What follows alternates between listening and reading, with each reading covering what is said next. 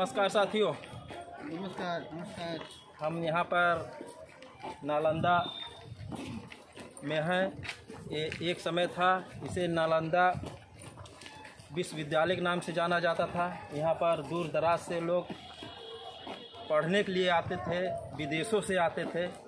और आज हम उसी जगह पे हैं और इसका हम ग्राउंड रिपोर्टिंग का कार्य कर रहा हूँ।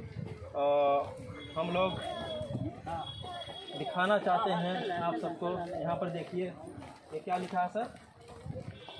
Archaeological survey of India. यहाँ पर लिखा हुआ आर्कोलॉजिकल सर्वे ऑफ इंडिया।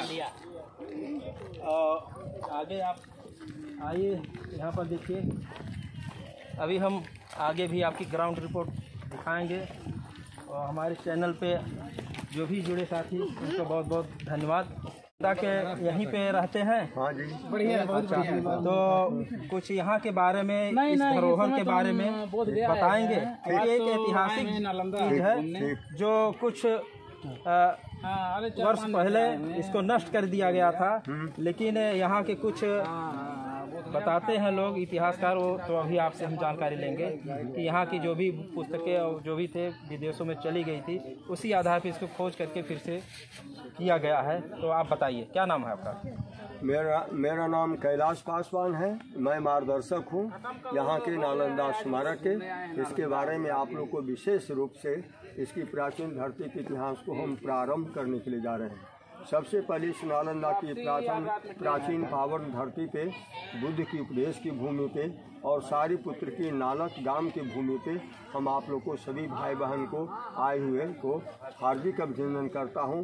जय भीम, जय भाई। It means you are belonging to Buddhism. Yes sir. You belong to Buddhism. Yes. Very good. Nalanda की धरती, पावन धरती पे, इस धरती का नाम सारीपुत्र की जन्मभूमि नालक था। नालक का दो अर्थ है। नालक, नाल और क, ये पाली लैंग्वेज और संस्कृत भाषा से चलते रहिए। नालक का दो अर्थ है, नाल और क। नाल का मतलब होता है डंठल, जिसमें खिले हुए खड़े हैं। इस नालंदा की प्राचीन पवित्र धरती प्राचीन काल में 6 सेंचुरी बीसी में जब सारीपुत्र और मोगलाई ने बुद्ध को आमंत्रित किए थे, इस धरती पे लाया गया था।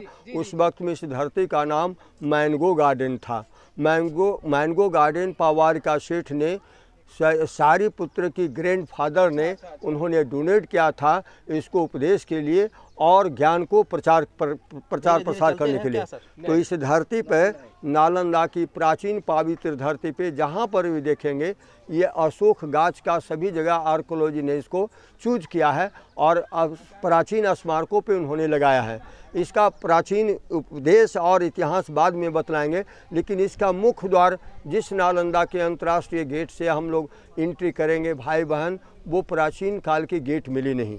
वो भारत सरकार के द्वारा, ब्रिटिश गवर्नमेंट के द्वारा 1942 में बनाई गई है। लेकिन इस नालंदा की धरती 250 बरस पहले ये मिट्टी से ढकी थी, मिट्टी से कवर्ड थी। ये पहाड़ की तरह, माउंटेन की तरह साइड बना हुआ था। इसमें 1811 में फर्स्ट ब्रिटिश आया, उनका नाम बुकानन थे। उन्होंने इंक्वायरी लिखा कि नालंदा की धरती ये है, ज्ञान की भूमि ये है, बुद्ध की उपदेश की भूमि ये है, सारीपुत्र नालक का गांव ये है। उन्होंने ऑर्डर मांगा खुदाई करने के लिए, लेकिन ऑर्डर का पास उनको कोई, ब्रिटिश गवर्नमेंट के वो इंक्वायरी रिपोर्ट टेबल पर रखा गया। लेकिन 1835 में मार्कम कियोटो ने आया, उन्होंने भी लिखा, उनकी इंक्वायरी टेबल पर ही रखा गया, ब्रिटिश ने उसको एक्शन नहीं लिया। 1845 में थर्ड ब्रिटिश आया, उनका नाम था ब्रिटिश मार्टिन, वो भी लिखा, लेकिन उसकी कोई इंक्वायरी कामयाब नहीं हुआ। लेकिन 1861 में, 1861 में फोर्थ ब्रिटिश आया, उनका नाम था जनरल सर अलेक्जेंडर कनिंघम।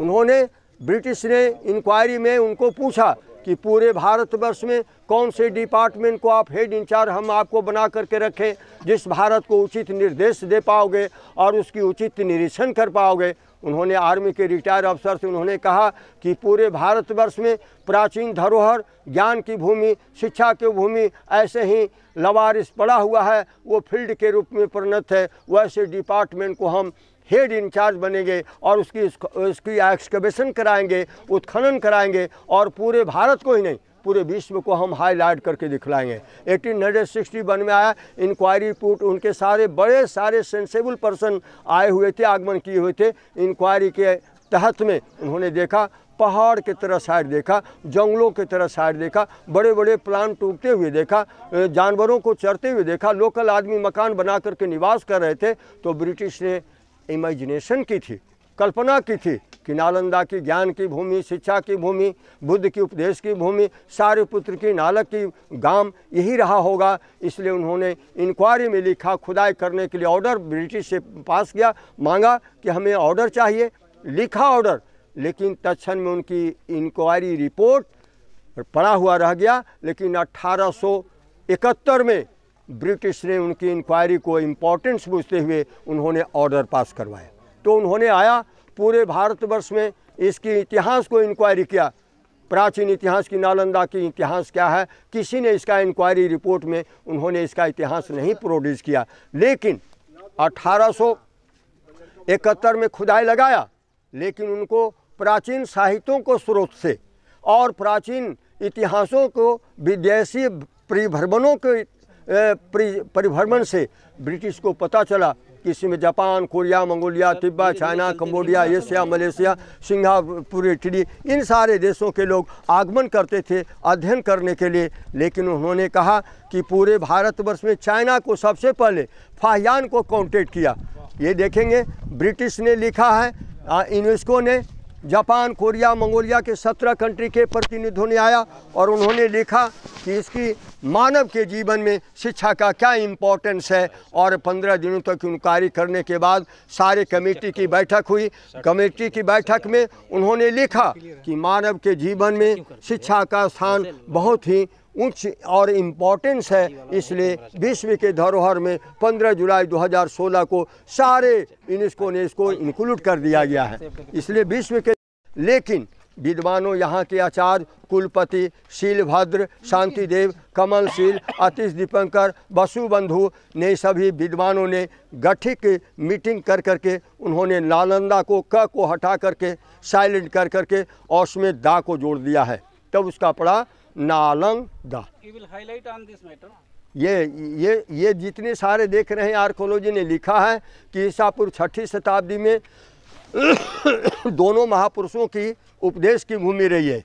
लेकिन एक्चुअली में बुद्ध की भूमि, उपदेश की भूमि रही है। ये मैंगो गार्डन नालक नाम का सारिपुत्र का गांव का भूमि है। उन्होंने जब सम्राट अशोक का पता चला कि कार्तिक पूर्णिमा के दिन सारिपुत्र की निधन हो गई है, श्रावस्ती से भगवान बुद्ध से ऑर्डर मांग करके उन्होंने चला है कि अब जाएंगे नालक गांव में, मेरा अंतिम समय आ गया है, वहां से हम इस जीव लोक से प्रस्थान करेंगे। तो उन्होंने नालक गांव में, जिस गांव में उनको जन्म हुई थी, उसी घर में उनको महापरिनिर्वाण प्राप्ति हुई है। तो उसी को यादगार में, सारिपुत्र की यादगार में बिंदुसार के पुत्र सम्राट अशोक ने एक स्तूपा का निर्माण करवाया। चलिए यहीं रहिएगा। हाँ जी, आपकी माइक लगाया हुआ। ठीक है, वेरी गुड।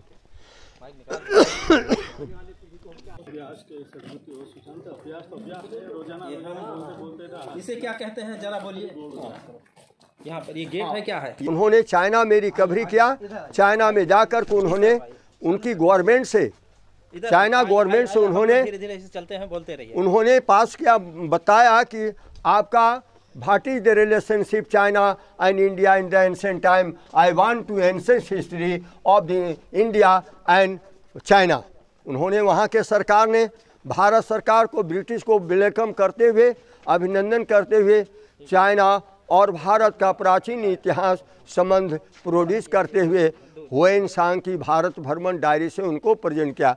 हुएन सांग की डायरी चाइनीज लैंग्वेज में लिखी हुई थी, उसको ब्रिटिश ने इंग्लिश में ट्रांसलेट करवाया और अनुवाद करते हुए फिर इंडिया में वापस आकर ब्रिटिश ने इसकी कंटिन्यू खुदाई 1915 टू 1940 तक करवाया। तो ब्रिटिश को पता चला कि नालंदा ये है, कहीं दूसरी जगह नहीं है। और उनकी डायरी इंडिकेट कर रही है कि इस गेट को, 4 गेट था, चारों गेटों पे हमें परीक्षा ली गई। मौखिक प्रतियोगिता परीक्षा में प्राचार्य लोग बड़ी कड़ी प्रश्न पूछते थे, उसमें 100 विद्यार्थी में 100 विद्यार्थी में 10 विद्यार्थी ही उनकी सफलता मिलती थी।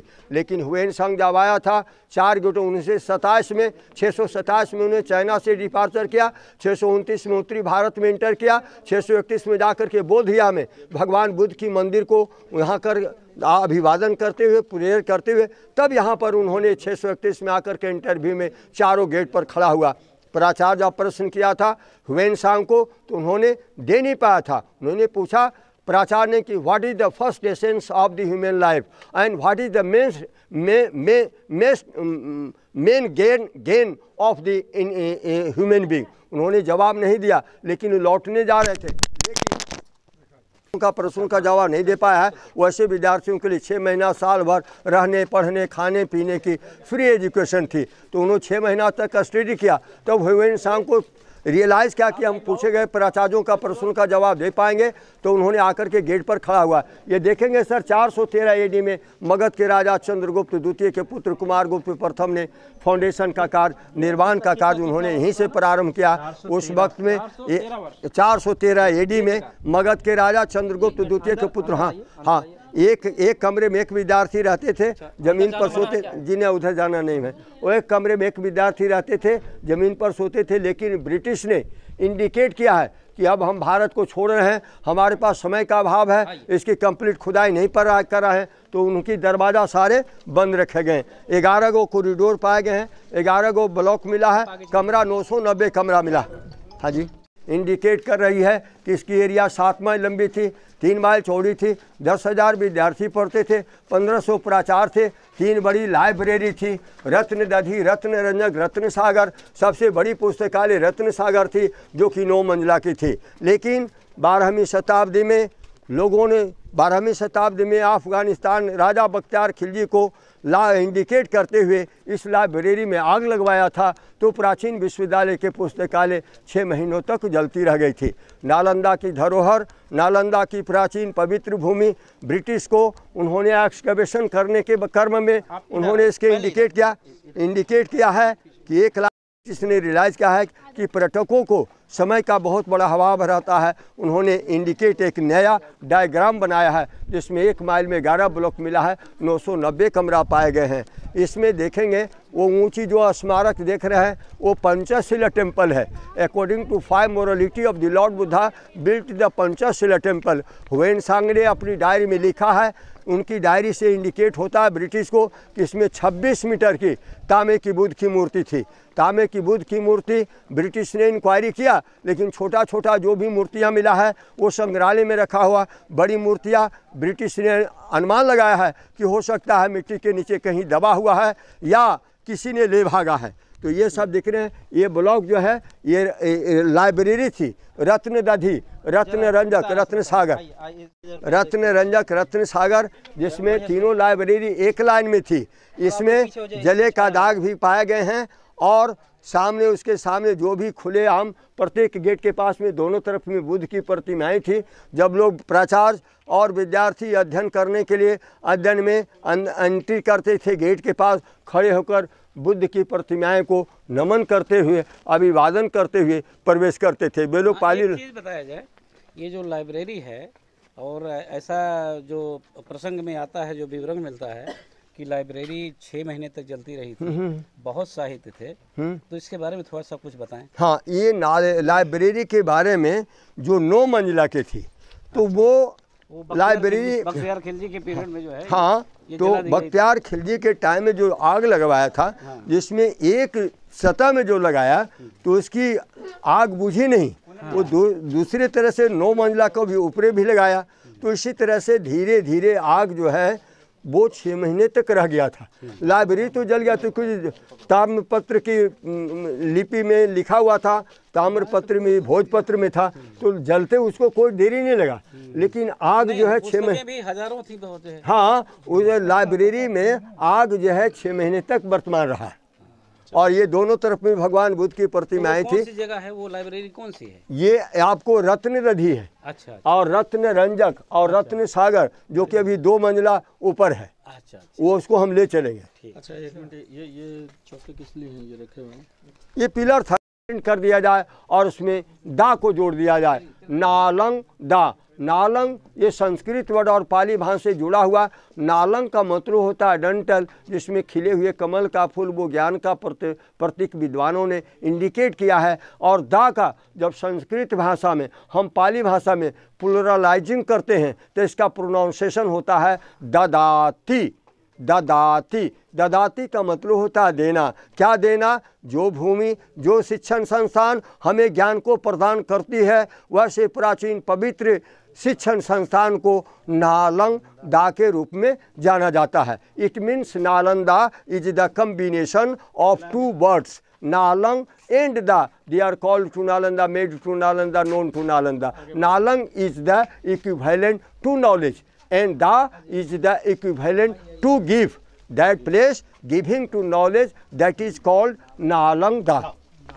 नाल प्लस जी नालक जी नाल यानी डंटल जी सर। एंड करके दा को उसमें जोड़ा। आप एक काम करिए, इसको पकड़ो तो तुम यहाँ वाला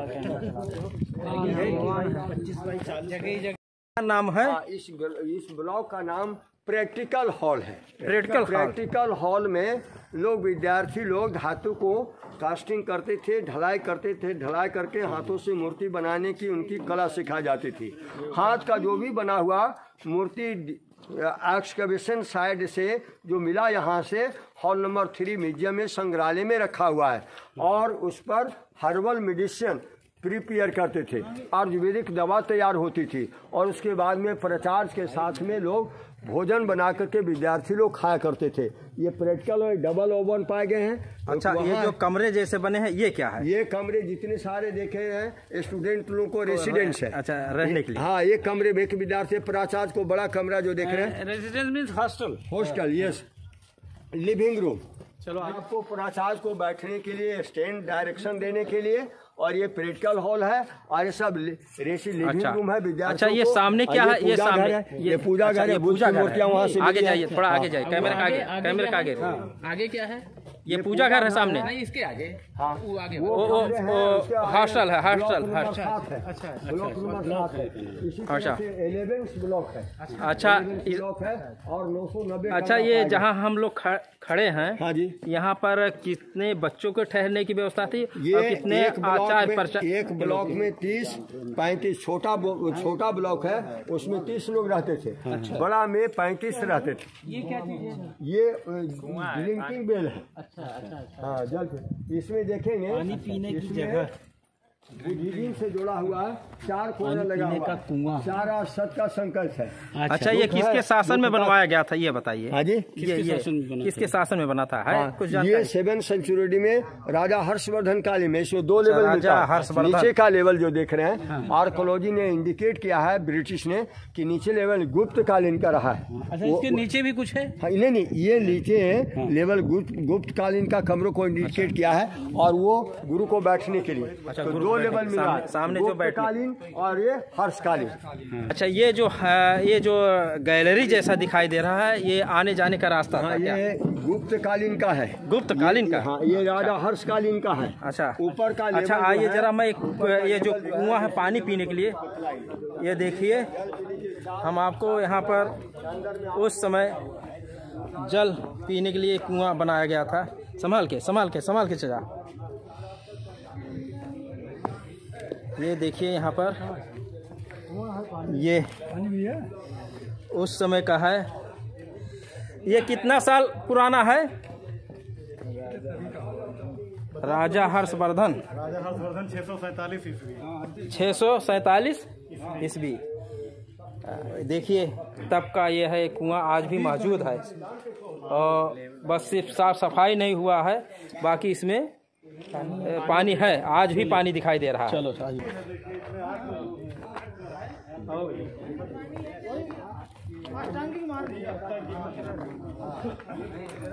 चाहते हैं ये जगह का नाम जरा बताइए। यहाँ पर ब्लॉक जो है, ब्लॉक नंबर आपको 7-8 है। 7-8।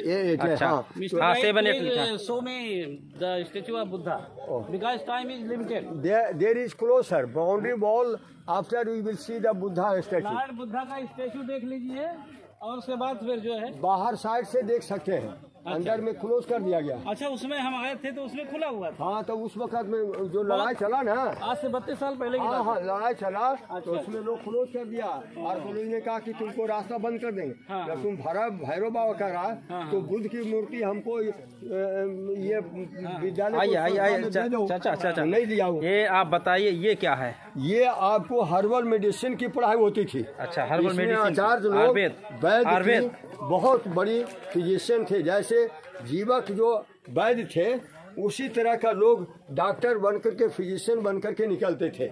इसमें देख रहे हैं ये इंडिकेट जो देख रहे हैं, अच्छा ये इंडिकेट डॉक्टर लोगों का संकेत मिलता है। अच्छा, इसमें लोटस फ्लावर लगा हुआ है। अच्छा, ये इसी से आज इसी का देखा देखी डॉक्टर लोग अपने गाड़ी में ये इंडिकेट रेड का क्रॉस लगाते थे। अच्छा, ये हर्बल मेडिसिन जो तैयार होता था ये डॉक्टरी का। अच्छा, ये इंडिकेट इसमें आचार्य लोग वहाँ बैठते थे। अच्छा, और विद्यार्थी लोग इसमें बैठते थे। अच्छा, और हर्बल मेडिसिन का डॉक्टर बनते थे। ये सब सारे कमरे में डॉक्टर लोग रहने का है और प्राचार्य को स्पीच देने का स्टैंड है। ये स्टडी हॉल है और जल पीने के लिए कुआं है और ये सब रहने के लिए कमरा। चलिए, अच्छा, ये हर ब्लॉक में देना चाहती, ये जो सामने रास्ता जैसा दिख रहा है, रास्ता जैसा दिख रहा है, ये क्या है? दोनों ब्लॉक को इंडिकेट करते हुए बाहर जाने के लिए ये आपको पथ मिला है, जो आर्कोलॉजी ने इसको बना करके बाहर जाने का रास्ता निर्माण किया है। अच्छा, और दोनों ब्लॉक में ये जो सामने टीला जैसा दिख रहा है, ये हॉल है। अच्छा, प्रैक्टिकल हॉल। यहाँ क्या किया जाता था? इसमें भी धातु गलाते थे। अच्छा, और आयुर्वेदिक दवा तैयार होती थी और सभी लोग भोजन बना करके खाया करते थे। इधर से चलना होगा। नागार्जुन इधर आया था क्या? देखिए, इधर से चलना होगा, चांसलर थे। इधर से चलना होगा। अच्छा, यहाँ पर अष्ट धातु गलाया जाता था। हाँ हाँ। अच्छा, ये यहाँ पर लिखा भी है कुछ। हाँ हाँ। एक मिनट, कैमरे में कैद कर रहे हैं जरा, लोगों को पढ़ने भी आसानी रहेगी। हाँ हाँ, ठीक रहेगा। ये देखिए, और ये यहाँ पर हम थोड़ा सा सरसरी निगाह से ही लेंगे क्योंकि बहुत समय कम है, हम लोग को ट्रेन भी पकड़नी है इसके लिए। यहाँ पर नहीं, अरे बख्तियार खिलजी तो दूसरे को इंडिकेट पर चल रहा था, उसको बेचारा को उससे लेना देना क्या था? सही बात है। अच्छा, ये जितना भी देखिए, जितना भी ब्राह्मण लोगों को जो चोट लगा है, जो भगवान बुद्ध ने जब ज्ञान मिला था तो कहें कि तुम कर्म से ब्राह्मण हो कि जन्म से, तो उन्होंने कहा कि हम तो जन्म से ब्राह्मण होते, लेकिन जन्म से कोई ब्राह्मण नहीं होता है। ये बात पहले ही भगवान बुद्ध ने कास्टिज्म को खत्म किया था। भगवान बुद्ध का कोई सभी इक्वल है। All the living beings want to happy and बड़े विद्वान महान जा करके ज्ञान को उन्होंने एक्सेप्ट किया है और उन्होंने पढ़ाई किया है। उनका डायरी है, उनकी अस्थि कलश पर हुएन सांग के नाम पर नालंदा में एक स्मारक स्मृति के रूप में बनाया जाए।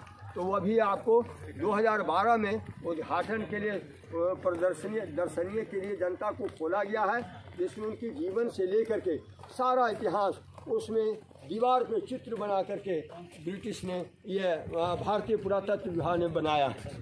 ब्लॉक नंबर 10 वही भी है जिसमें चारे लोग विद्वान लोग चिकित्सा हेतु शब्द चिकित्सा विज्ञान और रसायन शास्त्र की पढ़ाई होती थी। यहाँ पर हाँ, ये भी बहुत बड़ा सुंदर ब्लॉक है। अच्छा, ये बैठने की सामने जगह है, प्राचार्यों को है, विद्वान लोगों को है, और ये सब रहने के लिए अभ्यर्थियों के लिए कमरा है। इसमें 2 ब्लॉक इंडिकेट करा है। ऊपर का भी दरवाजा देख रहे हैं, नीचे ऊपर का कॉरिडोर है और ये नीचे का हॉल है और प्राचार्य को बैठने के लिए चेयर है। बाबा साहब अम्बेडकर आए थे क्या यहाँ कभी? बाबा साहब अम्बेडकर नहीं आए हैं, लेकिन बिहार में आपको ये पटना में आए थे। वैसे उन्हीं के नाम पर हम लोग को जो जितना भी संसद में जो जीत करके जाता है, सब लोग लड़ा लगा कि बाबा साहब के यहाँ पर तस्वीर। And what modern things are going on. Okay, You have to elaborate and highlight that. Okay. तो इसी को लोग ने कहा है कि मेरा भैरव बाबा है, तेलिया बाबा, लेकिन एक्चुअली में बुद्ध की मूर्ति है, लेकिन उल्लेखनीय स्थान नहीं है। इधर बुद्ध के जीवन से सारा इतिहास यही बहुत बड़ी विशाल बुद्ध की मूर्ति है। हाँ, अंदर वो तो बाहर से हम नहीं देखेंगे।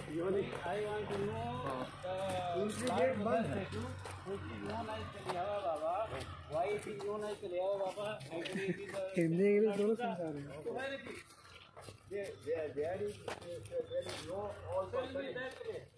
There is no educated person in my family, so all are follow the Buddhist Brahman dictate. Then all मूर्ति थी मिट्टी की थी, नष्ट हो गई है। अच्छा, नष्ट हो गई है। हाँ, अच्छा, और कहाँ पर उनकी स्टेचू रखी हुई है? स्टैचू ये तो बड़ी अच्छा, जो ये टीला जैसा बड़ा दिख रहा है, यहाँ पर भगवान बुद्ध की मूर्ति थी। यहाँ पे अब इसको स्टॉप कर दीजिए, चाहे बाहर से अंदर से वो स्टेचू दिखा दीजिए। हाँ, बाहर से और चले। उसके बाद बाकी चाहे बाद में देख लीजिए। अच्छा जी जी जी। अच्छा, और ये जो टीना जैसा लगा हुआ है क्या है? ये तो थाईलैंड बाबा ने उसको अलग से ग्रुपिंग करो, ग्रुपिंग करो। ग्रुपिंग क्या ग्रुप में चल रहा है तो ग्रुप हो जाएगा। भाई चलो, अलग से क्या ग्रुप ऑलरेडी ग्रुप है। Already group. हाँ चलो। अच्छा, यहाँ भोजन बनता था। हाँ, ये भोजन बनाने का ओवन है। अच्छा, ये भोजन बनाने का बर्तन लगाते थे और इस पर भोजन बना करके जनरल सब लोग को भोजन मिलता था। ये बहुत बड़ा चूल्हा था। अच्छा, और इस वेरी गुड।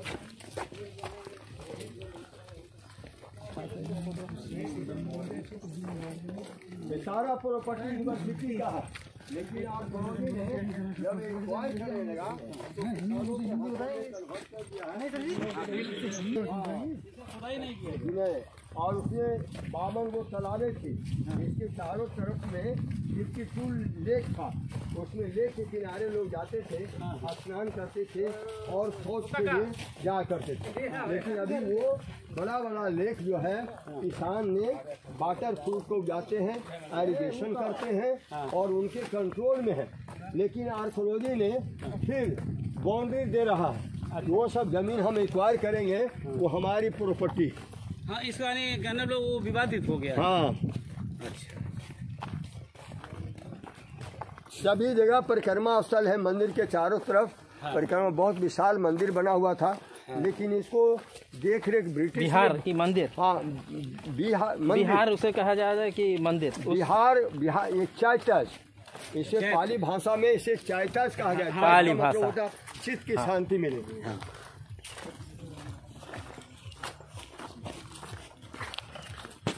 अर्थ होता है, बी का मतलब होता है विकार और हार का मतलब होता है छोड़ देना। विकार क्या है? ये पंचशील टेम्पल। अच्छा, ये तो लगता है कि नीचे का बड़ा कंस्ट्रक्शन गुप्त कालीन का है, सेकेंड हर्षकालीन का है। ये आइए हमारे साथ, हमें ऐसे बोलते जाइए, रिकॉर्ड होता रहेगा। जी जी, आप बोलते रहिए। नालंदा की धरती, ये जगह। हाँ, ये पंचशील टेम्पल है। इसमें बुद्ध की सारे जीवन के घटनाएं ऐसे चलते दीवार रहिए। पे अंकित किया हुआ था। लेकिन सारे मूर्ति टूट करके नष्ट हो गई है, केवल उनकी बनावट का कंस्ट्रक्शन दिखलाई पड़ रहा है। ये इसमें भी ये भी देख रख रखाव के अभाव में और भी जर्जर होता जा रहा है। हाँ, और इसमें 26 मीटर के तांबे की बुद्ध की मूर्ति थी। लेकिन उपहार में प्रभाकर वर्धन के पुत्र राजा हर्ष ने दान में दिया था। किसको दान दिया था? मूर्तियाँ ब्रिटिश ने इंक्वायरी किया, पता लगा रहा था कि कहाँ है बड़ी मूर्तियाँ, लेकिन नहीं मिला। लेकिन आखिर अंत में उन्होंने अच्छा, ये क्या है? ये बुद्ध की मंदिर थी। बुद्ध की मूर्ति नष्ट हो गई। अच्छा, ये बुद्ध की मंदिर था। हाँ, अच्छा, और ये सामने जो है यहाँ आसन बैठने वाला था क्या था? हाँ, वो जो है वो ऊंची जो स्मारक देख रहे हैं, ये हाँ, ये भी मंदिर है। अच्छा, ये भी मंदिर है। हाँ, ये भी मंदिर। अच्छा, स्मारक बोल रहे हैं। हाँ, इसमें ये मंदिर था। बड़ा बड़ा लेख जो है, अभी किसान लोग वाटर फ्रूट को जाते हैं 1 माइल के दायरे में। हाँ, ये टॉयलेट है, ये पेयजल है और सामने टॉयलेट है सामने।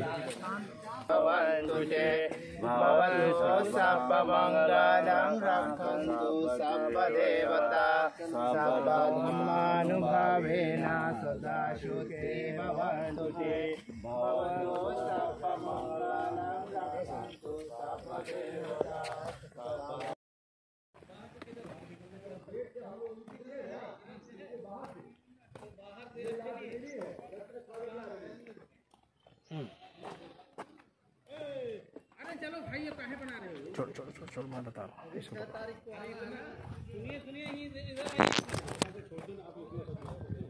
ये लो मेरा फोटो चलिए चलिए चलिए चलिए चलिए।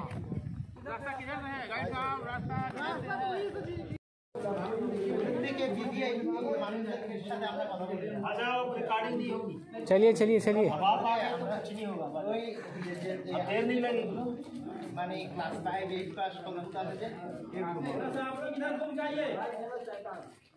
आइए निकल गए वो लोग। चलिए चलिए चलिए चलिए।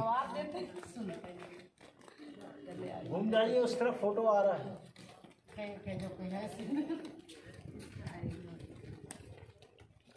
अच्छा